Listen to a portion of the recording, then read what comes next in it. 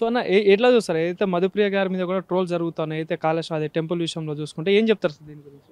అంటే వాస్తవానికి మధుప్రియ మీద చాలా గొప్ప సింగర్ మధుప్రియ.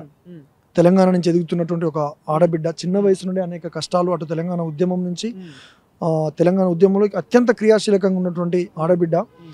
తను ఇక్కడ ఉన్నటువంటి తెలంగాణ ప్రాంతంలో ఉన్నటువంటి ఒక టెంపుల్ని ప్రపంచ స్థాయిలో చూపించాలని ఒక మంచి ఆలోచనతోటి కాళేశ్వరం టెంపుల్, తను నిజానికి వేరే దగ్గర ఎక్కడ చేయాలనుకున్నా మధుప్రియ లాంటి సింగర్ పోతుంటే ఎవరైనా ఖచ్చితంగా తీసుకెళ్తారు, వాళ్ళ దగ్గర నుండి చేస్తారు.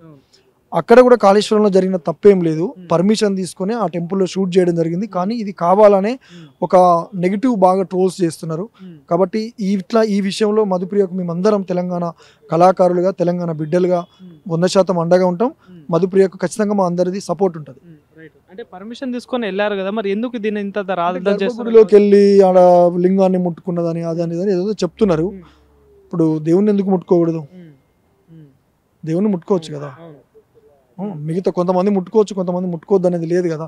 ఇది ఒక వర్గం వాళ్ళు, ఒక పైన ఉన్నటువంటి ఒక అప్పర్ క్యాస్ట్ వాళ్ళు చేస్తున్నటువంటి దుష్ప్రచారము. ఎందుకంటే మధుప్రియ కింది వర్గాల నుంచి ఎదిగి వచ్చినటువంటి ఆడబిడ్డ కాబట్టి అది కొంత కావాలని చేస్తున్నారు. ముఖ్యంగా బీజేపీ వాళ్ళు ఇది కొంత నెగిటివ్ తీసుకెళ్లే అవకాశం ఉన్నది, వాళ్ళే చేస్తున్నారు ఇదంతా.